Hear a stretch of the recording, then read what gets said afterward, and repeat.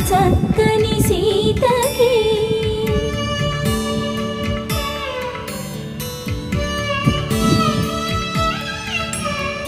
ఎర్ర జాబిలి చేయి రాముడేడని అడుగుతుంటే